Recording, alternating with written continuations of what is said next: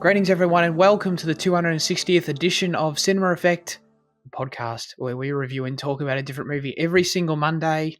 And this week, that movie is One More Shot, which actually opened in the US on March 7th, 2025, at South by Southwest. So MIFF, unfortunately, couldn't quite get the job done there. But it was directed by Nicholas Clifford in his directorial debut. It is a comedy drama, and the synopsis says, New Year's Eve 1999, Minnie discovers a bottle of time-traveling tequila. Each shot takes her back to the start of the night, giving her a bottle's worth of shots to change the course of her millennium. Wow. I mean, it could have changed the course of her millennium, but instead it just changed the course of her, roughly 4 hours. But that's okay. Dude, yeah, she gets there at 9. That's crazy. Yeah, that's right. All right. Wild indeed. Andy, you're the MIFF enthusiast as well as our guest. So I know that you don't really think this counts as a MIFF film, but it does. It kind of does because, you are supporting local cinema at the end of the day. So obviously it's good to have Australian films in your schedule for MIFF. Pretty much what everyone needs to do. It depends whether some Melbourne film snobs prefer foreign films only and they probably won't watch One More Shot. But you know what? It is really important to at least have an Australian film on my schedule at least. So yeah, I'm glad you guys are reviewing this film nonetheless. Good. You came around. What did you think of this film? Yeah, it was a good time actually, yeah. Surprisingly, I didn't think I'd be, more...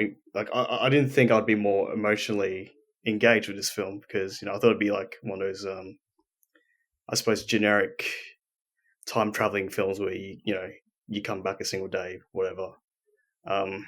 Funnily enough, I have seen a couple of Groundhog Day type films, but I actually haven't seen Groundhog Day. So it is kind of weird that I'm seeing more films inspired by Groundhog Day without having seen the actual film itself. But I know Luke might disagree with me, but I do quite enjoy this more than Palm Springs, at least. Even though you shouldn't really be able to compare this to other films, but it's just like I guess a theatrical bias comes into play. But it is maybe Emily Browning is just mesmerizing, and very charming at the same time. So it is a shame we didn't get to go up to Melbourne to actually see Emily Browning herself and the director and the cast do a Q&A. But at the same time, I did enjoy the theatrical experience with you guys. I can't really say where we are, can we? I think we acknowledge it last week or 2 weeks. Yeah. Where we are. It's fine. All right, yeah, fine, yeah. Down the Pivotonian Cinema in Geelong, so yeah. Whoa! There's only 3 cinemas in Geelong, brother. Yeah, live at the Pivotonian, mate. It's fine. You guys got Letterboxd. I'll click on it anyway, and they'll probably see something about Piv. But yeah, no, I really liked it. So yeah, obviously not one of my favorites of 2025, but it is. I guess having it premiered in South by Southwest Film Festival probably does have some sort of promise that Americans or Yanks will get around to seeing this film someday. And it is also a Stan original, so I don't know how accessible it will be to Americans. VPN, but still, baby. How many Yankees got the Stan VPN? Yeah, I wonder. Yeah, that is very interesting. Yeah, will they go through all that trouble to get to Stan? But no, I mean, if you like Emily Browning, yeah, might as well, go for it. But yeah, good, excellent. I feel like Stan. Surely their original films, they must license them out to other services internationally, right? Yeah, Nicolas Cage. The Surfer film is also an interesting one. Yeah, a lot of people must have seen it by now. Yeah, isn't that on Peacock or something? Yeah, that is funny. Anyways. Yeah, Peacock. Yeah. No, you're right because I think there are a lot of things on Peacock that transfer to Netflix Australia. Or am I just flipping? No, I'm probably thinking about John Woo's The Killer, the remake, but yeah, don't worry about it. Wow, Andy, we knew you'd get us off the rails, but man. Okay. Fitzy, what did you think of One More Shot? No, I thought it was pretty enjoyable. Short and sweet. And I was kind of getting... There are a few, not rocky moments, but like there were a few moments that I didn't think were like hilarious, like kind of in the first like 10 or 20 minutes, and I was kind of it was after a kind of rocky start, but I think it earned its kind of itself, I guess, by the end. So yeah, no, it was enjoyable, and I mean pretty funny at times too. So yeah, won me over for sure. It found its groove. Yeah, I really enjoyed it too. I thought the script was clever and funny, but made me care about the characters, and the actors brought out that drama perfectly when it was needed.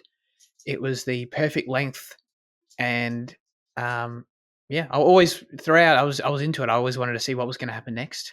Probably now that Andy's already exposed the PIV, probably my favorite PIV experience, top 2 for sure. You vote me to 2.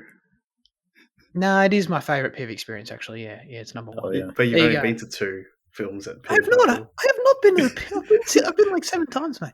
7 times? Anyway. The boy and heron was one of them. Yeah, that's true. Yeah. No, it actually wasn't. And stop trying to pretend. Stop trying to pretend you understand all my theatre going experiences, mate. Sorry. Anyway, yeah, it was really good. Jaden, what did you think? Yeah, I really liked it. I agree with Liam. Like those first 10 minutes were rough. I was really worried actually. But like I think as soon as we get to the party, I think we start flying. I think everything just clicks into place like really, really well there, really fast. And I think your husband right a bit as well about like actually like caring for the characters rather quickly because like it's not the movie that should make you cry. Maybe it is, but I had to hold back tears at towards the end when she had one of her monologues. And like she's crying. I was like, fuck. I was like, I don't want to cry. Over a shitty Groundhog Day movie, so I have to fight that shit. Not shitty, sorry. Over an Until Dawn movie. Yeah. No, yeah, I ended up really liking it, which it plays me. Yes. Yeah. Was that the scene when, like, after they kissed in the bathroom at the end, sort of, and then she comes out and like tries to lay it all out there? I think it's before they kiss. Oh, okay. I think before they kiss is when I was like struggling the most. Yeah. Gotcha. Yeah. No, all that stuff between them, Joe and Minnie, worked for me. Yeah, it was solid. I agree. The core dynamic of the emotions. Yeah. Sorry. No, I'm going wrong. It's fine. The start being rocky. Are we talking? So we're talking about the hospital, and then that scene at her house, I guess, with her. Yeah. I feel like they're typical, though. So you expect them to be rocky, maybe. Wait, what? It's not usually the strongest. The performance wasn't hitting. It felt really stilted to bring that one back from a couple weeks ago. Yeah. But like unintentionally. But then like I don't know whether that was just like an accent thing as well, because like sometimes it is hard to hear the Australian accent on screen. But then like I don't know, like other times it's fine. But like yeah, like it just that first 10 minutes jokes weren't working, and I just felt like the performances weren't there yet. And some of the dialogue was just a bit odd. Yeah. It just didn't function on a couple levels for me at that point. I don't know. I'm not saying that this was the cause of the start, but it's sort of funny how, at least for me, I don't know, like, how we walked in and it already started. It's funny how it does, like, at least to me, make a difference when you walk in. And like, for me, I feel like there is this sort of transition into like audience mode that like needs to take place a little bit for me mentally, where like if I walked in and it's already started, it takes me like a minute to adjust. Oh, so you guys missed out as well? Oh, well, we came in. Wait. So who came in first? You guys came in first. Like, and me and Andy I went in with Luke, yeah. Jane and I came in after we thought we missed out of the opening credits.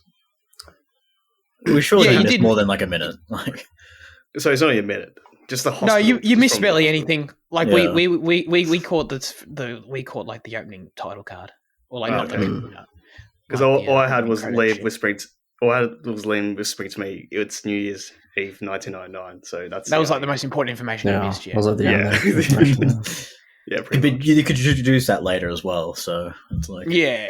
Oh, hi guys, welcome sure. to New Year's Eve 1999. Oh, turn of the century. Let's go. Let's party. I talked about Y2K a couple times. Mm. Just what a was couple. Y2K like for your experience? Sorry? Well, what was your experience with Y2K? You know, My God. I think I was conceived. Oh no, I definitely wasn't. That's for sure. Anyways, a Stan original film came out. I didn't know that going in, but this is kind of like the perfect example of what I'd expect from that, in a good way. Of like, kind of what I want to see more of from these new Australian. I mean, I want to see lots from Australian films, obviously, but I don't know. It felt like the perfect fit for like a new Australian film. You know, you imagine the production isn't too demanding, the budget isn't too high. You're mainly using that the very limited locations, and you know that's alas why Minnie didn't go to Mexico, but That's a good thing. yeah, I mean not Paris, that I wanted that necessarily, but I don't know. Yeah, you just have it when you have a very entertaining script with a fun concept. That's all you need. I feel like it delivered in that department, you know, like if Stan can pump out more of these, I'm on board. Yeah, I this is certainly good enough for Stan original film standards as well. So, yeah, without knowing that after once the film finished, it is good to realize that this film was good enough. To be fair, they have a decent track record. You reckon? Do they? Yeah. Has there been a Stan original that's been like great?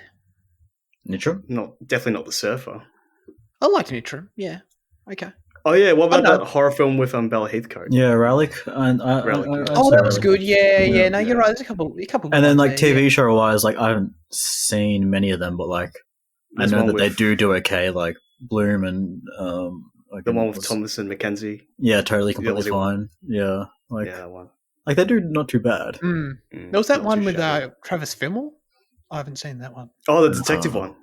Yeah. Oh, is that Black Australian? Is that the Australian version of Charlie Hunnam? You know. No, I don't know about that. Still better than Charlie Hunnam doing an Australian accent, though. Oh, 100%, yeah. Yeah. I mean, he is Aussie, but... Sorry. Andy, you already compared this film to, what are they called? Palm Springs. Obviously. I guess the Palm Springs is more creative, though, but still, I felt more resonant to the Aussie accents in One More Shot, therefore... Yeah. Yeah, it beats out. One More Shot, sort of. To me only, but obviously for many, Palm Springs certainly takes a cake for, you know, pretty much maximizing the concept, you know, if that's what you're thinking of. So. I guess. I like Palm Springs. But what did you think of this concept, Fitzy, and the execution of it in this one? Are you tired of the whole day resetting gimmick? I guess as a separate question, but then did you feel like this stood apart? No, I usually find these movies like enjoyable, just on the base kind of level. Yeah, like I obviously you could tell it was low budget, but I did think that would go further. You know, I kind of was expecting Mexico, to be honest, just because of like how many times that photo was shown. Yeah. Sure. But I wasn't disappointed by like what they didn't do, I guess. It ended up kind of they ended up having everything they kind of needed. So, you know. Excellent. Has there been many films where this might be a good question for Liam, like has there been another film where they do go back a couple hours back instead of a whole day before, or I think Source Code might do that. I'm not sure. Oh, Source Code, is that the film? Yeah, I think you might be right on that. Source Code might be morning to like afternoon or whatever it is. Oh, so it's not. So there is a film that isn't the whole day. Yeah, I mean there must be Until a few Dawn. No, I don't know. Oh yeah, Until Dawn is It is a Jack Gyllenhaal film. I mean, some of them run through the night, some of them end earlier in that one, so Okay. kind of hard. I mean, yeah, no, Mm. probably. It probably does fit your criteria there, to be honest. Yeah, I guess. Yeah, I thought like the idea of, obviously it's sort of the way in which Minnie, delivers it within the story. It's very much sort of sticks to the tight time constraint that we're used to in this genre. But I did like the idea of then it's just creating basically a save point, if you will, that then you can go back to at any time. Like the way in which that comes back to, like, with Rodney, sort of almost felt like a twist in that it just sort of widened the scope of the possibilities of the idea, and it was just like, and like I thought it was funny that, like, he basically called Minnie out for being like, "What, you drank all this tonight? Like, what are you, fucking dumb?" Like, but like, yeah, so like that, the way in which he sort of changed the perception of it was what made it stand apart to me, and I like that. Even if Minnie didn't do it, and I didn't need her to, I thought that was cool. Like, it sort of then made me think, like, maybe our question of the week this week, like, it would have been had I known that it's like a different changes that, like, would you create a save point at some point in your life? You know what I mean? That's an interesting, like, whole other thing, you know, that you could go back to in like 40. You know, you go, you're like 70 years old or whatever, and then you can go back there. I mean, I hate to be the guy to be like, you know, to reference an animated show, but this happens in Rick and Morty in one episode where like, he sets up a save point, and then like he lives out like his whole like life with his girlfriend, and then his dad accidentally presses the button to reset him to like when he's dead, you know, like just before that point, and he has like a breakdown. Wow. So he like Rodney is very much Morty in that sense. But Morty didn't want to go back; it was forced upon him. Yeah, but did Rodney want to go back the first time? You know, it's like when he made that first mistake of drinking it again. You know. Yeah. Right, that's true. Damn, that's brutal. Yeah, the drinking it. I guess in that sense, Minnie is lucky that she took the sip. I mean, she brought it to drink it, so that makes sense. But like for Rodney, did he say how much later he drank it? And so when he was back in Australia, so like the first time, which to me, like, can you bring open alcohol onto a plane? Maybe back in the 90s, back in the 80s, you could. Before 9/11, yeah. Yeah. Probably. Jeez. God. That'd be brutal, though, because then, I mean, I don't know how much he enjoyed the holiday, I guess. It seems like quite a lot. But even still, like, to go back there and be like, oh, shit, I have to fucking go through customs again. Like, you know, I made it out. That's the worst part about, you know, getting a setback like in years at a honestly, time. Kind of is, in my opinion. Oh, shit, that's lame. I think going through customs, and you have to think about exams and then not failing it again and that sort of shit. Yeah, it sounds stressful. Yeah, he made it. He took it to his advantage after the 5th time, but yeah, that's true. Okay, so Minnie didn't go to Mexico, but I don't know how else. Did you find the story still surprising in what it was introducing as it went, Jaden? Did you? I don't know. I'm just thinking about the different elements they throw in. They throw in like the police chasing and things like that. Was it like within the confines of the budget, or however we want to put it, like within the narrative itself? It felt like it was introducing exciting new things that kept you engaged. Yeah, I think like the person trying to leave is like a kind of typical thing in time lapse, isn't it? I mean, it happens in Palm Spring once again, just to draw that connection. For some reason, we keep on referring to that one. Keep it going. So like that's not exactly like narratively like fresh, but like I think the way that like yeah, I don't know, like I guess like it did work. It was a brief cutaway from the location that I don't think they needed it. Like I don't think I was never getting bored of like the house and the like what was being presented each time there, but like still it's probably good to keep it fresh and then, you know, give you 2 or 3 shots out there. Yeah. I agree with but that. to be fair, actually, yeah, what we do see out there is very funny as well. Yeah. So yes, big props to it. Yeah, I was mildly concerned like it was going to get bogged down in that stuff, I guess, or like it was going to turn into this whole like, I don't know, like this video game thing of like we're having to restart and like take out the cops in different ways or whatever. But I guess that probably would have happened if it was like it is in other films where like the gimmick is when you die is the reset, because then you can like you die in like 1,000 ways and to try to get through or whatever. But because when you can't die, that sort of changes that. But yeah, no, I liked it as like, to your point, I guess it is often explored in these kind of movies, but I feel like it kind of has to be to start, like, again, like as long as it's not too much, it kind of, I appreciate it as like, it's a little avenue that you go down as like the character. Like it makes sense that they'd try it a couple times, you know, and it's sort of just a nice little refresh point, a nice little thing to throw in there to sort of mix it up. And then you sort of hone back in and get back into the actual party anyway, you know, after you've sort of done your little side quest, I guess. Little side quest, yeah, true. A lot of game analogies going on here. Apologies. Yeah. So yeah, no, I dug that stuff. Yeah. You're also going to be concerned about the amount she drinks. Like, she literally almost wastes every single sip at the same time just to do these little side quests. I think there was also one deadly moment, you would say, where she tried to do that nose thing again, but then I think I noticed Liam laughing next to me as well, where she actually goes through the entire window. Yeah. You think? That was the audience reaction of the night sort of thing. That was piss off. Yeah. I think we all pissed ourselves on that one. Yeah. It's just her attempt to get to the bottle afterwards makes it even more tense, I'd say. Did you would have pissed yourself at that, Andy, I imagine?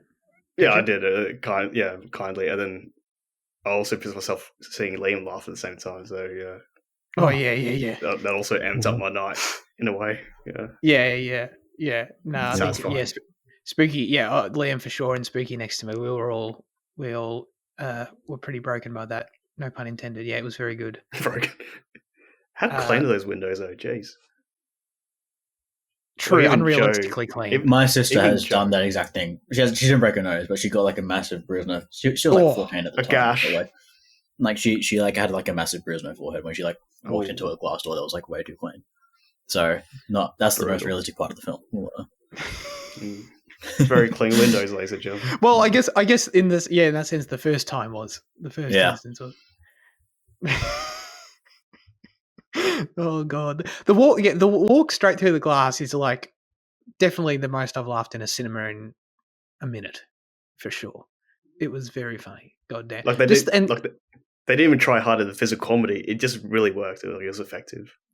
And like, a huge part of it goes to the makeup as well. Like all the blood afterwards was perfect. It was just like the perfect amount of like not like comedically terrible, but like a lot. Enough to make you go like, holy shit. That was really good. Yeah. Was there anything else, Andy, that... Because I feel like this film, I don't know, balanced its tone really nicely. And that felt like it all fitted in really nicely. Was there anything else that made you laugh or...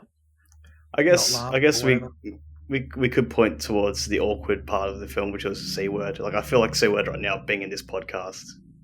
Same as him going to that party, but yeah, he was definitely a weird one. You know, sharing exchanges with Emily Browning a couple of times, and that kind of sort of made me cringe. But also, you definitely know he's definitely the clown of the film, you might say, or what's a term Phil used? Comedic relief. There you go. Yeah, that one. Yeah. Yeah. Any thoughts on C-word? He's credited, so he explains how his name's spelled, but he's actually just credited on IMDb as C-word. Like as just literally C and then word. Yeah, word. Not the word I just said 10 minutes ago. Yeah, exactly. Yes. All right. Yeah, that one. Not actually the word, but C-word. Nice. Yeah. You know, I didn't mind him. Like, he's probably the part of the movie where I could see some people being like funny, maybe annoying or something. But like, and I get that, but he worked for me. And he's cocaine, you know. I respect that. Yeah, he's showing the accurate representation of doctors. Actual twats, they are. Yeah, actual twats. Personality-wise, you know, I mean, they're there to save people's lives, but then. They're the kind of people that I know through film and TV that they are. You know, Dr. Charlie Teo, the real life doctor. Have you heard about that guy? Yeah, I have. It rings a bell. Like, he's the most arrogant prick ever. Like he's a truly professional brain surgeon. Like he's pretty famous and shit, but he was also very cocky at times as well. Like he has that greedy nature that speaks his reputation as a brain doctors just surgeon. have, Very much, yeah, a greedy nature, sort of, yeah. So yeah, he's been in trouble a lot. Search him up, Dr. Charlie Teo. I think he's Australian Malaysian brain surgeon. Yeah. It's a very interesting look at. Never mind that 2 doctors right into this show, but anyway. Oh yeah, that's fine. Question of the week. We'll get there. God damn. I do want to also shout out. Okay. Yeah, because this is we had 2 MIFF films in a row where there's a very weird sex scene. Like last year with Horde, and now this year with One More Shot. Yeah, this is okay. Weird. All right. They are still weird. It played for laughs, and like it is played for laughs. That's still weird as well. Like Horde was creepily weird, not played for laughs. But this year it was played for laughs, but also weird. Yeah. You guys. You guys. No, I agree. I mean, like it's obviously not a natural, means of getting to the banging that you usually get in a film. So in that sense, it was weird, and the dynamic was obviously meant to be weird. Easily, so I don't disagree with your description. Yeah. I just kind of like how Jaden picked 2 MIFF films for us that had interesting. Well, that's why he chose them. Scene of intercourse, yeah. Yeah, extensive research into those 2 scenes emerging. Yeah, look at the classification ratings and the content of it. Yeah. Did it just really stick out to you, Andy? Because it's the first time you've seen an Emily Browning sex scene. Oh, mate, yeah. Have you not seen Sleeping Beauty? I mean, the nude scenes technically, there's no penetration in Sleeping Beauty, but what did I even tell you last night, Zach? Don't worry about it. Did you know what I told you last night? I will never forget it. Okay, anyway. So yeah, Emily Browning is shockingly 36 years old and really great in this movie. She looks great, yeah. Yes, and cast. Who else stands out? You've got Succession man. Yeah, Succession. Yeah, Succession guy. Ashley Zuckerman is his name. But I'm also happy with Succession man. We can just keep. What's his name in Succession, Liam? Do you know that? Oh, this is a quiz. So I can get it. I can pull it up. His name's Nate. Nate. Oh, yeah. Nate. Yeah. As soon as I read it, I'm like, oh yeah, it was Nate, wasn't it? Yeah. He was good. Jaden, you liked his vibe. Yeah, he had a great vibe. Please like he was Ace Ventura, was he? But like. Oh yeah, he looks like Ace Ventura. Yeah, outfit wise. Yeah. The costume. Yeah, that's true. Yeah. But like, so his costume combined with his being really fucked with it. Like, I it's something I could aspire to. Minus the emotional abuse of the wife. I can skip that part. Yikes! But well, that's his whole arc as well. So that he'd agree with that. Yeah, I'd like to avoid that arc, but. The rest of it, I can aspire to. Yeah. Yes. Yep. Aspire. Yeah. True. He was. I feel like. I mean, I agree with all that, but I feel like for me, the key in particular was his glasses. They were they really brought it together for me. That was like. That was the vibe. He has such a casual waltz around the house, and it's just. Like he's loaded and he has a great job, but he's got no weight on his shoulders. He's like he seemed unburdened. That's what it is.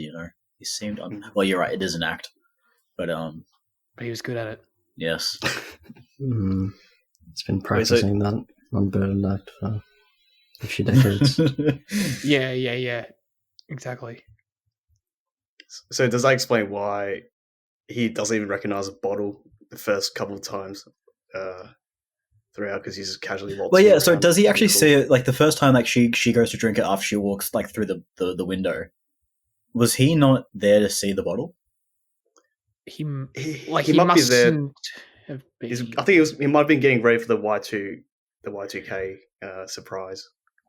I don't think he was in the room for that. Because the bottle was in the bag all of the night, no? Mostly, Or- yeah. Mostly. Like in the earlier parts anyway? But even at the door, he doesn't even recognize it because he always goes to the door. I think she puts it away by that point, doesn't she? I don't know. That's when he She does just kind of holds it, maybe. Oh, maybe. I don't know. Yeah. Either way, yeah. Yeah. I can't wait for it to come to Stan, and I'm going to rewatch it with this lens, and it's going to change my entire perception of the movie. Yeah. I guess. No, I did think that too, though. Like when because then there was one instance, like after she found out, then she walked in on a restart and like just showed it to him right away, and he knew right away. So like, I assume That was after the time that they had a fight over it. yes, Yeah. but like obviously that version of Rodney still didn't know about it. But yeah, he did recognize it right away. So it was just like I assume if you were to go back, it never lined up with him seeing it. Yeah, I guess. But you know, who knows? Who knows? Or the makers didn't think we'd care about it in their fun time travel movie. So yeah, I mean, if I what did they? No, I'll take up the challenge. I'll check out the rewatch. Liam, Sean Keenan plays Joe. Do you want to guess his age after last night's conversation? Oh, yeah, I know. I think I know the actor's age. I think I actually you know his age. looked it up. Yeah. Oh, damn. Well, is it like 34 or something? Or 3? He's 32. Oh, Therefore, well, if he was you looked cast it as up, James yeah. Bond, give me the meal. Right. But he's probably. I mean, I don't know. Could he So be? Lockie- He could be Bond, right? Lockie Leonard grows up to be James Bond. yeah, he has a bit of a goofy look on his Bond. face, doesn't he? Blonde Bond. I don't know. No. Hey, they've done an Aussie before. Yeah, like that one guy. I mean, it was like the Lazenby. worst one. George fair. Lazenby or some shit. I can't remember his name. Yeah. Yeah. That's the one. Yeah. So maybe actually that's probably the ultimate sign that I'll never do an Aussie again. Mm. He looks like a awkward mixture of Christian Bale and Matthew McConaughey. He does actually. That's a good shout. Yeah, that's yeah. a good shout. I can see the Yeah, Bale right. coming through quite a bit, actually. Yeah. And then Matthew McConaughey when he's chilling, Mm. sort of, because of the blonde hair. Yeah. He kind of looks like a aged up Lockie Leonard. Who's that? Lockie Leonard. I like that Kids we've TV made show, this man. joke about him being Lockie Leonard like 10 times, and Zach every time is like, I'm so confused every You're time. so behind on your freaking ABC shows, man. Oh, I see him now. Oh, yeah. All right. Yeah. Okay. Yeah. yeah, you see the resemblance? Yeah. Yeah. No, you're right. I'm stupid.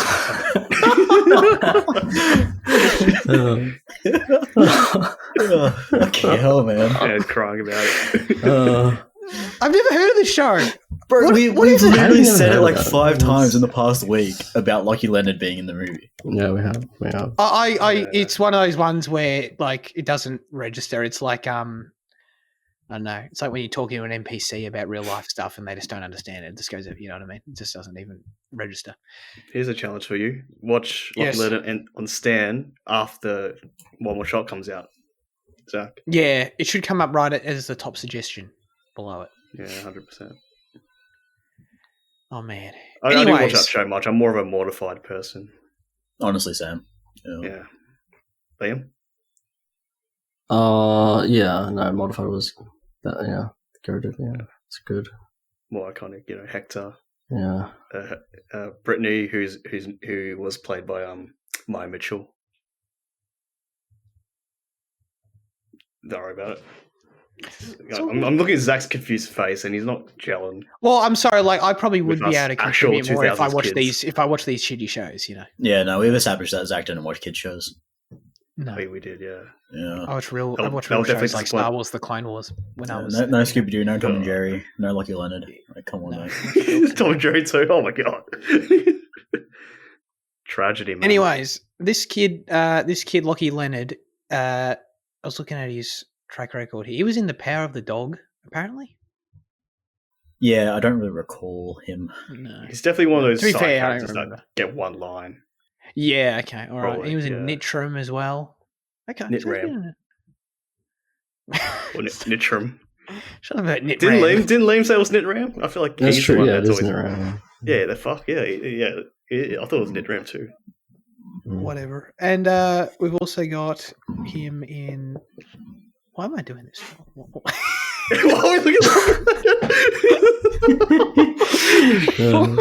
Why are we here, dude? What are we doing?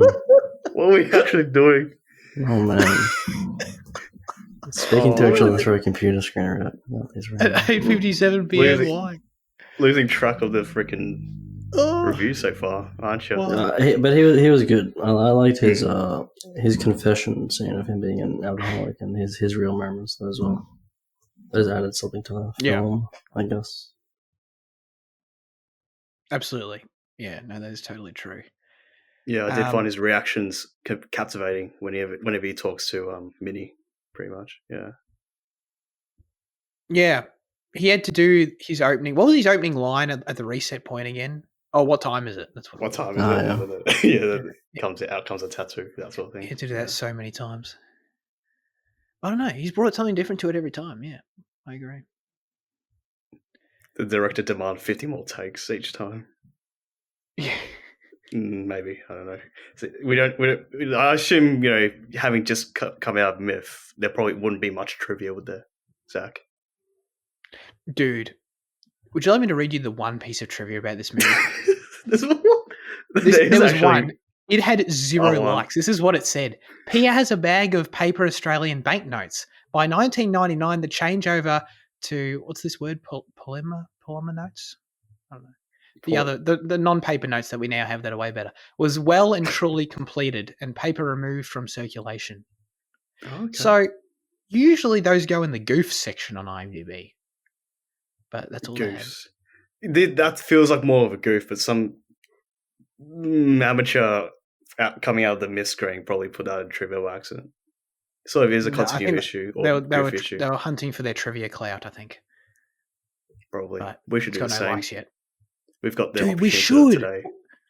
We won't have the Q&A because we come from fucking Geelong and we didn't go all the way to MIFF to see Emily Browning and the cast and crew.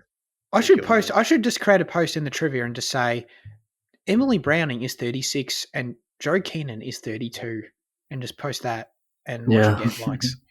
Yeah. And everyone will be like, oh, meaning there's a 4-year age gap between it. And everyone's just like, holy shit, that's great trivia. Amazing. Yeah. Well, another piece of trivia that I might post actually is that the other thing I noticed going through this cast list was like, why is everyone in this show in apple cider vinegar? Because that's another show. That probably was the biggest series show in Australia at the time, maybe. And that's why they all got jobs through acting gigs through apple cider vinegar, maybe. I don't know. That's what you're actually absolutely right. Now I feel dumb for bringing it up because that's actually totally true. That's exactly what happened. I mean, any notable actor in Melbourne got in that one? They're all from Melbourne. Yeah. Oh, okay. So wait, where was this film shot? Did Luke say? Luke mention something about recognizing a house? Whoa. No, all right, don't worry about it. Well, it was shot. This is a genuine conversation. Like I'm actually intrigued. You cut it out, but it is a question I'd really want to get an answer from you guys. Yeah, but we'd be careful about what we say now. Yeah, you can cut it out though. Zach's in the edit room hearing this. He could easily cut it. But where was it? Was it like in a coastal town or the petrol station was in New South Wales or something like that? You said? Oh, I was just joking. Oh, you were joking. Okay. It's a Screen Vic production. I just assumed it was mostly in Victoria. So it is in Victoria. Okay. Yeah. And there was one shot that was clearly in Victoria. Okay. I won't specify further. But that must have been a Victorian cast then. Yeah. No, okay, for sure. Good. Yeah. You're right. Apple Cider is based in Victoria then. Yeah, it is. Yeah, no, you were right in the first instance, for sure. Okay, glad we got the resolution to the confusing. I thought I would be glad, but I'm not so sure. Jane, is there anyone else you wanted to shout out? No, I think Browning and Succession Man and Lockie Leonard. I think that they were the strongest of the cast. Yeah, for sure. Yeah. Like it's always hard to tell with a Yank, like in an Australian film, like whether like they're out of place or whether like they actually are like good or bad. That was my first thought. Yeah, they felt out of place. Like I think it was that she was just out of place, but like I think she actually was like fine. She was born on the Gold Coast. Was she? But But is she a Yank or is she No way, is she she's doing an Aussie. accent? She lives in America. Right. So she's like, I think she was like, that's why she was cast. She's perfect because she's actually like, she's Australian, but she's like clearly also lived in Yankee land for forever. Yeah. Does she have any interview clips that we could listen to Yeah. after the show? Obviously, You have to Google her name is Aisha D. Go look. I should do right. check She it probably doesn't sound Australian in real life anyway. Maybe Yeah. a lot of people are Like everyone else was fine, Like, but it's just that they weren't as strong as like the main, as like the big three, yeah, and the big three includes Rodney for me. Yeah. would No, be, I agree. Actually, yeah, no, he would be because given his arc, yeah. No, yeah, absolutely. Obviously, Minnie and Joe goes without saying, and then Minnie and Rodney have their pretty deep chat as well. Yeah. I kind of like their relationship too. I think like, obviously friends from uni and stuff. Minnie and Rodney. Yeah. Oh, I think Rodney probably has like, it's probably like where like the most nuance comes in with like the time travel aspect, in like philosophical nuance that is regarding like how you use it, what he's done with it, and like his final scramble is kind of horrifying. And then like he as soon as it's like he says that he wasn't going to do it in like such a defeated tone, like it's I don't know, like that was like really strong stuff from him. I think it's interesting. Like I wonder if he has got to this point before, and he has had a different kid, and because he seems because like he says that he wouldn't do it, but then there's just an air of like he has got to a point before with the kid, you know, because like he said something about we'll have another one or something like that. I don't know. There's just as if like he can guarantee that they will have another one, just not the same one. It's yeah. No, that makes me that makes me think of About Time, sort of, because there was that one instance where I guess it's not really a spoiler, but where the main character has to save his sister, but he ends up getting a different kid. Do you remember that scene? No, all right. I haven't seen the movie. It sounds. You haven't seen the movie? Oh, that's what Liam. You've probably seen it. Yeah, I've seen it. I can't remember the saving the sister part. Because the sister was drunk driving, and then he wants to go back. Probably I vaguely remember. Save his sister, but then he ends up Who's getting a the different sister? kid. I'm talking about Time. But who was the sister in that one? Played by Lydia Wilson, I think that was her name. Donald Gleason's sister in that film. Right, I don't remember that shit at all. Yeah. Oh, okay, yeah, but yeah, you were saying about different kid for Rodney. I was kind of I was kind of hoping that Liam or Zach would jump on and talk about some philosophy. No, I mean that's. I guess I'll oblige. No, it was pretty fucked up. The idea of having a whole different. But it's interesting. I didn't interpret it that way originally. That like he says that because he's maybe done it before. I don't know. I don't know if he has. I didn't read it that way in the moment. He wouldn't want to do it. He's disagree. mentioned about the risk of it. He said he will never try to do that, like risking a new sperm. Yeah, he wouldn't risk it after the baby. Yeah, right. Yeah. He does say that. Okay. I think him saying, like, in that moment where he said, "Oh, it's okay, I'll have another one," that was just like the kind of confidence that he has gotten from the bottle, where he can kind of just do anything. Yeah. But it wasn't like he wasn't like thinking too hard. No, yeah. It was just like a moment of arrogance or whatever. Pretty much. Yeah, that's right. And then he probably has to reduce that arrogance once he realizes the bottle does, get emptier and emptier. Using video game analogies again, your lies are, sort of going down. Did you realize the bottle was running out like early on? Because I know she marks it, but like I didn't see like after she drinks it, like that time that she marks it, I didn't see whether it went down or not. First time I knew there was a bit missing because marks it, but you can recognize it immediately. It wasn't until like she was like halfway through the bottle for me that I realized I was like, oh no, that shit's like disappearing. Yeah. Yeah, much, yeah. If anything, I thought it was like going missing, you know. It was being used quite quickly. Like, Maybe, I feel like yeah. it didn't take long for it to get to halfway. Yeah, I mean, maybe we weren't showing all the attempts is the other thing. That's like, That's true. yeah. Yeah. I mean, this But filmmaker. it's interesting that she keeps her blood alcohol to burn out the machine enough, but she's not getting intoxicated. You know, it's like, you know, spiritual power within that what's the bottle. implications of this? Yeah, exactly. I mean, we've tried not to dox ourselves, which we've done successfully so far. Well, sort of. Are there what I don't know, if I'm just thinking, if I'm at South by Southwest watching this film, having no idea what anyone's saying because I'm American. That was kind of racist, I guess. But Whoa. they already can't understand us, so it's not. Yeah, I feel like can't- it's relatively Yeah. relatively accurate. But anyway, what are the Australian things in this film that stand out outside of the accents? You know, Not much, what are some really. hallmarks? Doctor's doing coke.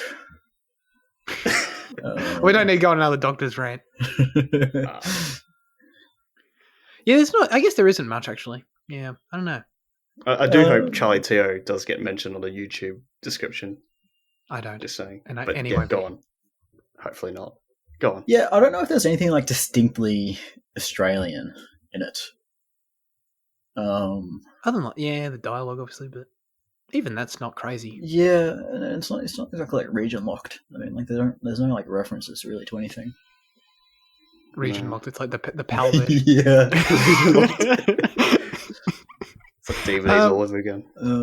Honestly, the main thing that stood out to me was like the ice sign. Yeah. Yeah. Yeah. Maybe. I feel like that's pretty Australian, right? Surely. Yeah. But the servo, the ice sign at the front, come on. Yeah. I mean, I'm not. Yankees Sorry, don't- I'm not. So I don't want you're to oversell it. I'm not trying to make it sound like it's iconic, but like it was something. You're saying Yankees don't have that? I don't think so. Oh, okay. I didn't know that. For the ice is for sale everywhere over there. You know what I mean? That's true. They don't need a sign.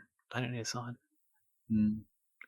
I do like the dialogue going on about ice. Yeah, like every 5 minutes. Yeah, sometimes in the first half. Mm. Just that was comedically nice. Well, it sets up like very early that like on her final attempt when she like does everything right, she's gonna get the ice. You know, it's like Yeah, true. She's Yeah. cool now. You know, she's cool. What do you think about her final attempt at and like settling with everything like where? Well, I feel like we've skipped over like a lot of footwork that the movie does like character wise, but like it's not where I expected. Like I think from the first one, I was expecting her to end up with Joe somehow, but then like I think everything they do in between, which I'm happy to dive into if you guys want to as well. But like the maturity she has in the last one, and the fact that it's not perfect for her, it's not even perfect for Rodney after having to read it all for him, and it's not really perfect for anyone else. It's not perfect for Joe or Jenny or things like that. Like I don't know. I think it's quite nice because I feel like often with these Groundhog Day things, you do end up with the ideal outcome, and like this is ideal. Like character arc wise, but like not goal for the wise. meta narrative. Yeah. Everyone's For the matured, lesson, which is great. yeah. But like, it's not like the perfect night, in quotes. Yeah, But it sort of worked out well at the end, regardless. Like you kind of expected her to be more, sort of like taking a rash approach again, but she kind of just had to slow down. And whatever happened with Joe, didn't Joe slam into the window in the final attempt? Yeah, that was the one. Yeah. That sort of came natural for some reason. Yeah, clean windows as usual. Yeah. But like that's what I mean. Like typically, I feel like with the maturity that these characters incur, they end up with the perfect day. Whereas these characters, she gains, she understands, she develops, and they still don't end up with like a perfect night. which I think is cool. Which is, I think Yeah. it's good on the movie's behalf. Although you do Yeah, for feel sure. a bit of tension when Ronnie was almost getting out of hand, but then just a little private conversation that Minnie and Ronnie, obviously also being the heart of the film, the other half, sort of slow down, had the emotional moment, and then the wife comes in. What was her name? Pia. Mm.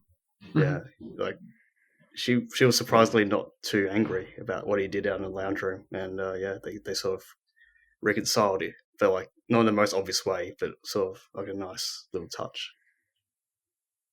But yeah, no, everyone does have more of a mature resolution after all, even though kind of didn't really mean it because Roddy was being a drunk fuck like 2 minutes prior. So yeah, very interesting final attempt, somewhat. Yeah, an acceptance that life isn't perfect. You don't always get exactly what you want, but you keep, you act in the way that you feel reflects yourself the best and keep moving forward. Yeah. Yeah, except it is a Mature bit stuff. weird how the Yank did catch them kissing in the bathroom this time. Yeah, I think sexually sure. annoying, but yeah, that part was awkward. I feel like that was handled with maturity too, though. Overall, Yeah, it's just the Yank did need some time to settle down. But yeah, a little bit, but even though, like, it wasn't. I don't know, like, it wasn't over the top. It wasn't like anyone flipped out or anyone. You know what I mean? Maybe C-Word's fireworks did sort of make the mood more, I guess, monumental. Maybe. So But it C-Word was did something good for once. C-Word. Just to make sure I'm not totally tripping. C-Word. He goes back at the end though. Like he takes the Where would he go back? That was funny. So I assume he goes back to the same point Minnie did, because that's where Rodney went as well. That's where Rodney went as well when they took the sip of the same. But he was eating the worm, not taking a sip. Does he go back to where the worm was born? Yeah, probably. Does he end up in Mexico randomly? Yeah. Wow. The origin of the drink. Yeah, possibly. And also like that it Goes back confirms that like in every other timeline, like people just get left there behind to like deal with the shit that she's done. True. Yeah. That's actually a great point. Parallel timelines, yeah. Yeah. It's a multiverse. It's not a situation where like everyone dies or everyone's like erased or whatever. Yeah. Okay. So he wouldn't be a doctor yet, or what? So wait. But then they also disappear in each universe. Yeah. So wait. In the canon timeline that they end the film in, did C-Word actually vanish and then they had to have a region-wide manhunt for him? Probably, yeah. Region manhunt. Yeah. Dude, I want to see that sequel. Oh my god. But then he's just never going to be found. He's going to be all over the news for weeks. Yeah. And everyone, oh my god, and the cops are going to suspect they killed him. Or that he just got drunk and Harold halted, Harold halted. Yeah. Well, he was out in the fireworks on the beach, so he took a dip. Yeah. Possibly. That's true. But it also means like like in the previous timelines, when where Minnie just like got rid of all their cash and shit, like she fucked off, but then like they have to deal with like all their cash being out in the open and shit. I think it's like yeah. There's so many instances, in other timelines. There are like this film created like 40 timelines that are like terrible. Wow. Yeah. Well, like everyone different angles of it. There's that one timeline where Minnie went to the hospital, like had scars all over. You know what I mean? Oh man. I still think we've skipped over a fair bit of character work, that especially with Joe, and that gets revealed in like the attempts.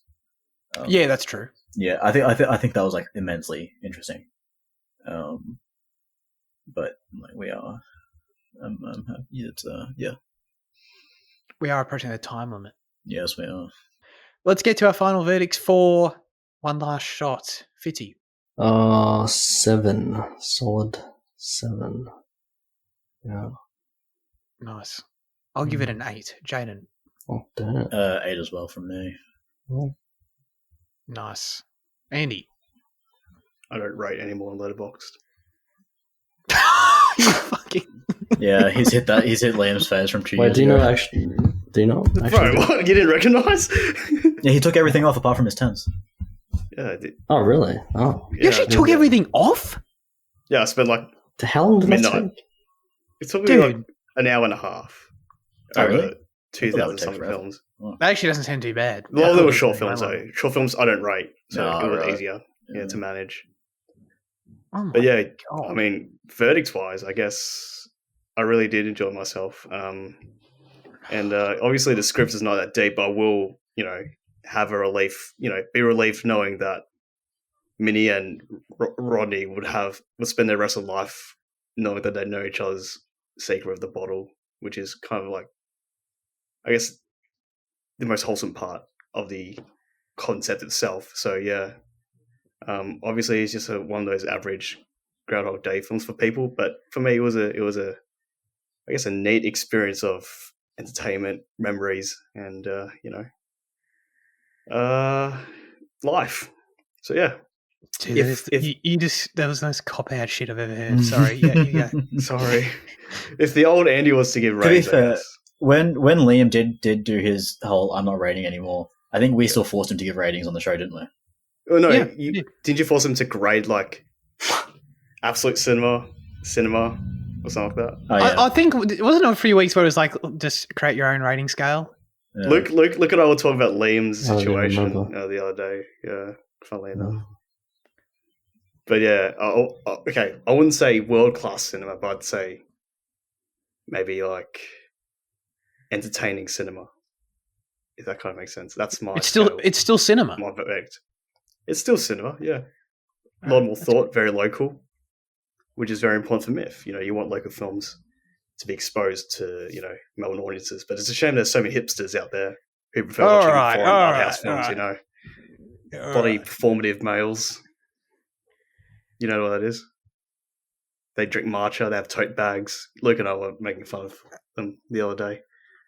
Yeah, they like listening to music with wired headphones. Those are the type of people that you see around MIFF.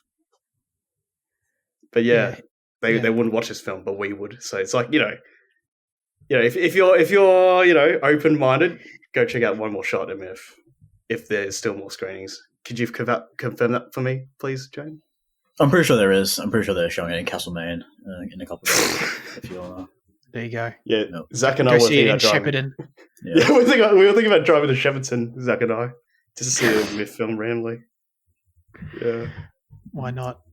Kill myself before I step foot in Shepparton. Oh. What's wrong with it, though? I'm just taking the piss.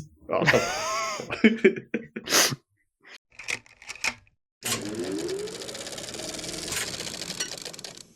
All right. I don't know if I can bear any talking about the Marty Supreme trailer, so let's just get to our highlights of the week. What? Timothy Chalamet, you want Dr. Luke to, hear more about. But No, don't worry. you said you watched it on Instagram in a vertical aspect ratio and didn't even watch the whole thing, so Yeah, that's true, yeah. I only saw bits. don't know about. But yeah, don't let's know get about into that. highlights of the week. Let's do it. Jaden, what have you been watching? I don't know. Sorry, it's the I caption. watched quite a bit that I want to talk about, so it's a bit hard for me to pick. I'll hold on Alien Earth until I finish it, I guess. I'll talk about We Bury the Dead. I mean, that's probably like the most appropriate one to talk about. We Bury the Dead is Zach Hilditch's new film. This is an Australian bloke that did These Final Hours and Rattlesnake in 1922. He's been around for 10-ish odd years now, and is I think 1922 is his only American film. So, but he's back in Australia. He's back doing his bread and butter, and it's A proud he does Perthite. yeah, he is unfortunate that part, but is what it is. It's really interesting. Like, it wasn't what I was expecting. Like, when I go through the MIFF program, I just kind of click on anything that looks interesting given the thumbnail and the title, and then like I briefly I skim through the synopsis to see if there's like notes of it, because I don't want to spoil myself for the movie, because sometimes they just reveal too much. Yeah. So I knew it was like vaguely a zombie movie, and I knew it was Australian, but like that was pretty much the extent of it. So then the way it goes about being a zombie movie and is all very interesting, and it's far more far more emotionally charged than I was expecting. It kind of steps on the toes. Actually, it technically came out before 28 years later because it debuted last year. So technically 28 years later, it steps on this one's toes with some of its dynamics in dynamics. Maybe not so much dynamics, but like I think there's definitely similarity between the two in some senses. If you watch it, you'll probably see them. I don't know. It was quite strong. It was good to see Daisy really on a big screen again. Yeah, it's not one I really want to talk about because I feel like it's not one that like if you know about it, it's going to ruin anything. But it's just one that like I think you should experience pretty naturally. I think Hilditch does great. He spoke about it briefly after the movie as well, which is really nice. To get to see that. I mean, it was him, Clark Gregg, and then 3 of the stars of the film, which is really cool. So that was a fucking packed, post film lineup. Were you expecting that? Did you know? I knew that Hilditch and one of the stars were going to be there, but then like the other 3 were a surprise. Yeah. Just no Ridley though. That's all. No Ridley, unfortunately. No Brenton Thwaites either, which is a shame. But I think actually mentioning Clark Gregg, I guess I can talk about that part. But like he did really well in the score. He's not a guy I've heard of before, but apparently he's done a few kind of horror films. And he's talking about how like he came in with like a way harder horror score initially, and then like in like talking with Zach, he had to like dial it back because like it's not a pure horror film in like the sense that he was initially scoring for. But then like he was like the way that he inserted horror elements later was kind of just in allowing the sound design to take over like the more scary bits, because like there's a kind of like teeth grating effect that like dominates the film that is like horrifying to listen to. So like it's interesting that he scales back his score to let sound design take effect, and sound design is really nice as well. So that was very cool film, very cool viewing. It was on like the massive Hoyt screen, which I wasn't expecting, so that was pretty good. Yeah, nice. They do those in Melbourne Central, don't they? Yeah. Because it's like a little indie Australian film, not little, but like because it's I thought it'd be like on like a smaller kind of scale, but like like Kino or Acme. Yeah.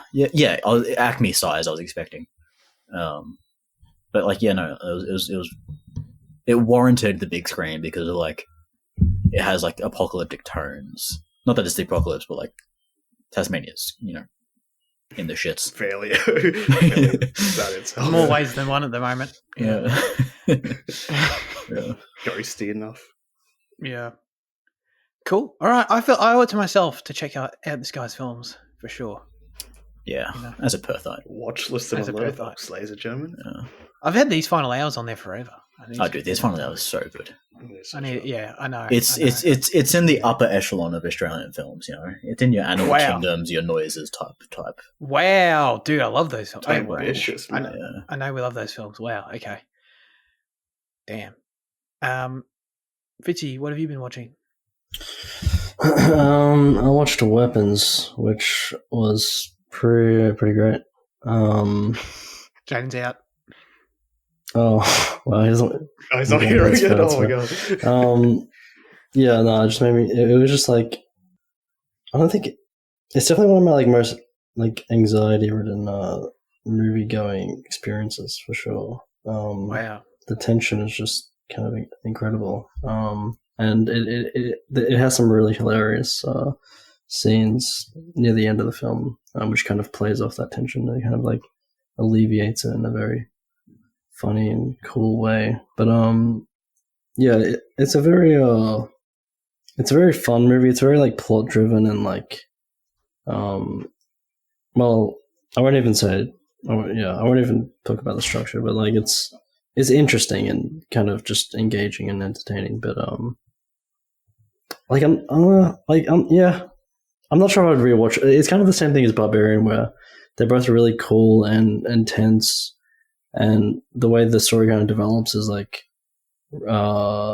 really surprising, but it doesn't fully come together like thematically, or it's not like fully yeah, it's not. There's not much analysis there that you can kind of put on top of it, I guess. But no, it was a very good cinema experience. There's a lot of people laughing, a lot of people shitting their pants. So Yeah, cool. yeah. Damn, I would have loved to have seen that with Hindle and Andy in particular. Well, Luke was shitting his pants too. Yeah. Wow. Yeah. That's all Jane needs to know. That sounds really cool. Luke was Is Jane? So yeah, what? Yeah. All right, very good. Andy, what have you been watching? I don't know. This week, not much. Oh yeah, sorry, I shouldn't have asked. Yeah, I know it's like offensive to you rewatch. these days to ask like what because you don't like movies anymore. Apparently, yeah. I mean, Perfect Days. I did rewatch that, but we did talk about it on the podcast. And then Yeah, Wolfman, I think you talked- rewatched the one thing that you've already spoken about extensively on the podcast. Yeah, I don't understand it myself. But yeah, and then Warfare, I kind of already talked to Jade about it, and I just feel sick talking about it again. So yeah, basically like nothing this week. No, not really. Oh, I've already talked to Jade about it, and I just don't want to talk about it again. You know. okay, all right, fair enough. Yeah. Leave the audience. So it's a requirement that a guest doesn't have to do highlights of the week anyway. You know. That's not true, but anyway. Make it known. Not true. All right. I make the rules, mate. Now comes the segment where we hand the show over to you with our question of the show. Last week we asked you, what single day would you choose to relive over and over if you were stuck in a time loop? Man. Sorry. Dr. Leanne said, another challenging question. It is difficult to choose just one Groundhog Day, but the ones with wonderful and lasting memories are some that I would choose to relive. Those days include some of the firsts. First memory of Christmas Day, first memory of a birthday, first kiss, first dance, first date, first relaxing holiday, first time witnessing an active volcano. Holy, oh my God. Wow. First time seeing a rocket launch, first time seeing someone's first day on the planet, such as my favourite nephew Liam. Oh, those sort of things. Wow. That is Nice. cute. Docked as well, or what? No, not dogs, not dogs. They Other don't really days know. to relive might be the ones where you want to refine the outcome. Days when you didn't quite get it right. You might have said the wrong thing or didn't achieve that hoped-for mark in an exam. A chance to make it better can be a welcome opportunity. Groundhog Days are never boring and almost always good, and I will regularly make time to watch Bill Murray's character strive for perfection in Groundhog Day. Finally, try asking an easier question next week. Oh, no. Thank you, Leanne. Well, you had a great answer, and Mm. I feel like a challenging question. You know, She gave a shout to Rodney's, use of a Groundhog Yeah. Day. Yeah. Yeah, really. absolutely, Yeah. Definitely Rose watch to the more with occasion. Leanne. Absolutely. I mean, that's a quality answer for sure. An active. Would I want to relive witnessing an active volcano? I mean, That'd be sick it does ass. sound pretty cool. Yeah. Yeah. It Especially does if you're sound pretty into cool. photography as well, that'd be, Oh yeah, like yeah. actual. You'd get infinite possibilities, Andy, if you had to take the Fest perfect shot finish. of the volcano. Yeah, They if can I don't never get publish an it, hour to you know? go another day. Sorry. Or are we stuck in that day forever, or can you get out of that day eventually? Yeah, well, what's the situation with that? Yeah. Well, Groundhog Day gets out of it eventually, Sure. so I guess we can go with that. Okay. Let's move on to Dr. Luke's Luke's. answer. Yeah, Dr. Luke said, I don't have a day I would want to repeat, but my favourite time loop movie is Palm Springs. Wow. Lazy. All right. No, thank you. Thank you for writing in, Luke. We appreciate you writing in over your Mexican Palmer. Okay. Man, a day to relive, a day to be stuck in for, we'll call it an indefinite period of time. Well, that still means it can end, right? Yeah. Does it? It's just not a specified Yeah. time frame, I guess. Yeah. Probably. Just a bit of an ominous way of putting it. Yeah. That is. No, you're right. Actually. Man, Andy, I guess I'll start. Sorry, I guess I'll start with you. I feel like, after having watched One Was Shot, I think the most natural, I guess, way of coming up with answers the day you kind of knew went wrong, but you want to go back and sort of avoid it. Okay. And there's been plenty of those, I feel. For some reason, most of them involve Jaden. Whoa! One was for after the show. I'll tell you that. I'll tell you that firsthand. One was for after the show. Okay. Remind me again. Yeah. I was not expecting that. and then I feel like I should have not watched this kid's feature film, which I then showed to Jane in the middle of a Burke Street cafe. Yeah, so I kind of wish I sort of like gave myself a reset to not watch that film. That's a good one to reset and fuck it. Yep, give it to Jaden and then make Jaden call me at 12 a.m. to talk about how to, counterattack this kid's reply on my comment section. You don't know about that story, do you, Zach? I feel like Liam sort of does. After I explained it. I thought we filled in one of them, yeah. Yeah, we filled in one of them. But yeah, that's kind of the day I try want to avoid next time if I had a power to reset. Yeah, good answer. Thank you. Okay. There's another one including Jaden as well. Yeah, I'm curious about that one too. So, Jaden and I... No. If you say this far after the show, let's say that No. This I promise, this is light. This is light enough for the show. Because it is a little mistake that I want to avoid. Okay. All right. But Jen and I, we went out to see The Goddess of 1967 at Acme. Yeah. Yeah, and I kind of walked up to the director and her husband, co-writer, for a photo, and I tried to speak Cantonese. They didn't pick up on it because my Cantonese is a bit shaky. They just looked at me awkwardly, and then we just took a photo. And then we kind of walked away. Yeah, it was a little bit awkward, but it was still like a fine, exchange. I'm sure they would have appreciated someone stopping with the photo.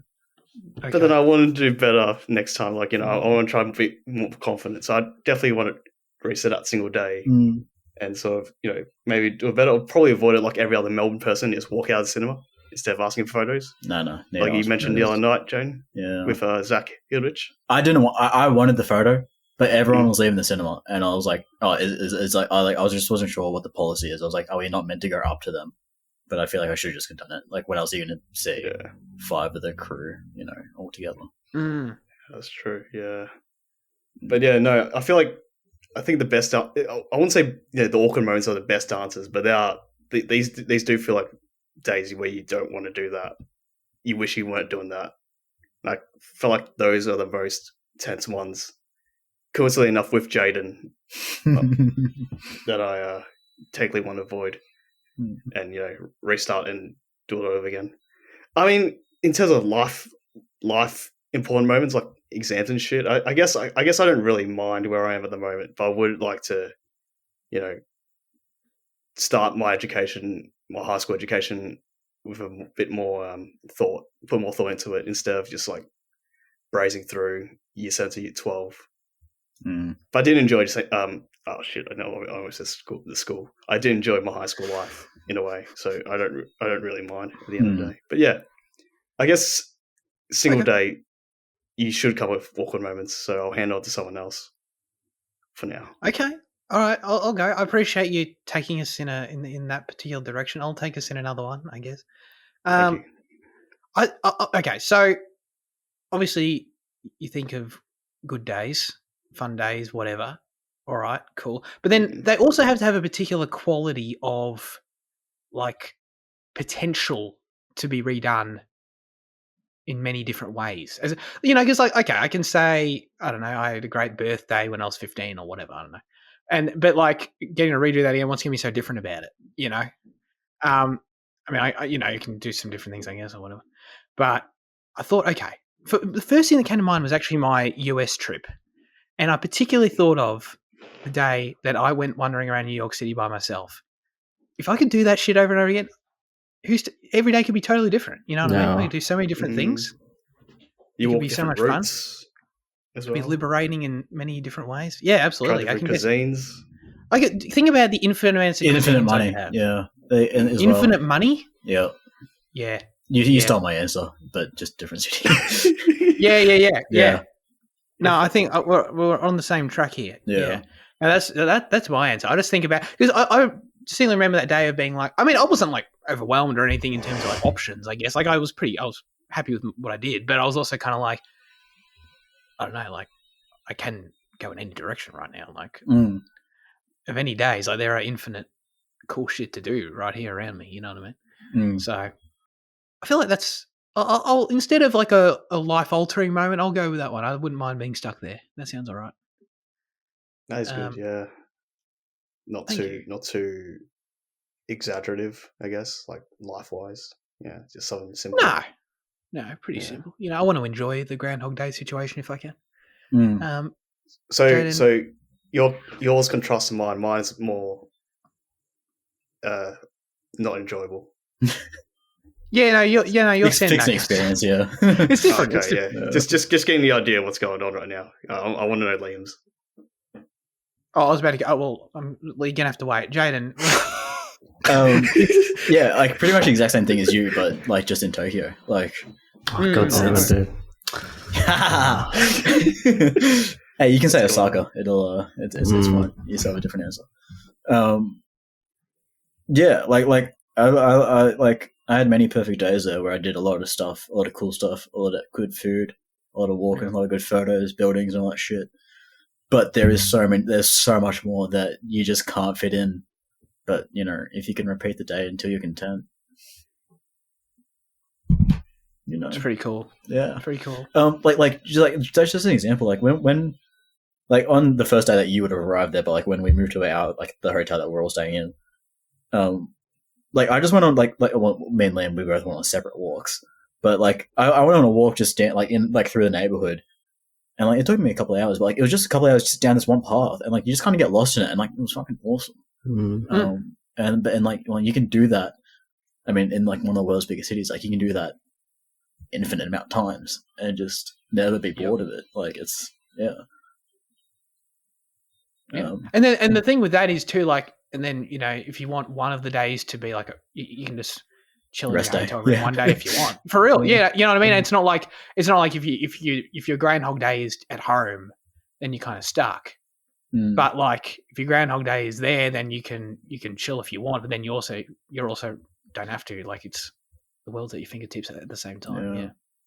If I was to incorporate the mistake angle, there's a mistake I made at Star Wars Celebration a couple of days later that I'd like to fix like a little bit, but that should only take one attempt, so we don't want to waste it on that. Yeah, true. Well, I mean, one sip, it's enough. Yeah, by the film, yeah, that's true. Yeah. Hey, Liam, there's nothing wrong if you have the same answer as Jay. It just means we all had a good time. You know? Well, I was just thinking about this now. Like, what immediately came to mind was the first full day where we were all there. Because if I could go back, I could see Lockie. What happened with Lockie with like, the doors, you know? And then I feel like on that day we kind of split for the first time, and we kind of had somewhat different experiences. But like I agree that a city is like the best answer because just like the infinite variation. I mean, when I was in New York, I didn't really do much on my kind of alone day. I like walked into a convenience store, like, and I don't know, went back. So I'd probably do something different. You were younger when you were in New York, weren't you? Pizzas. Yeah. I was like 17, so it wasn't as free back then. But would you say the same about Hong Kong, William? What? Yeah. I like Hong Kong. Yeah, and there's enough English speakers. Yeah, so enough. Yeah, true. Very whitewashed these days, Hong Kong. Perhaps. Did you say very well washed? Whitewashed. Oh. It's not that whitewashed, but it's just a lot of younger people trying to pick up English as their first language, which is a bit weird from what I've observed. But just Liam's on point with enough English speakers at least. Yeah. As always, we'd love to submit your responses, thoughts, and/or reviews for next week's film in the YouTube or Instagram comment section, or join the Discord server. This week, the specific question we'll be asking you is, what is your favourite film or scene where a character goes to the movies? Leanne, I hope this is easy enough for you. I hope this is a good question. Let us know. All right. That's it for this week's episode of Cinema Effect. Thanks, everyone, for tuning in. Andy, what's going on? Do you think the audience knows what I mean by a kid's feature film? Because I don't think I gave enough context. No, leave it at that. Oh, okay. Yeah. Liam, what are we doing next week? Wait, what was the question? We're doing Amelie. Yeah, Amelie won the poll. Oh, wow, look at that. What you looking at? There we go. You've seen it twice, so, yeah. Only on streaming service, but this will be my first time watching it. You haven't really seen it then, have you? Yeah. That's true. I haven't really seen it. Yeah, famous French film about, I don't know, about Amelie. She, like, makes people happy or something, I don't know. Yeah, she does, yeah. She looks pretty creepy, to be honest. I mean, it's a look, but not creepy look. Yeah. I don't Does know. she look creepy? I mean, it's just a poster. It's a put off, I guess. But if you look at the back, it's very natural. All right. I mean, we'll see. I'll be the judge if she's creepy or not next week. Her childhood is very creepy. Don't worry. We'll find out. Yeah, that's it. It's not really creepy. I was just pretending. Yeah, I was just pissing, fucking around. Andy, believe it or not, I do actually appreciate you joining us this week. I do also appreciate Liam and Jana for joining us as always. Have a great rest of your week, everyone, and goodbye.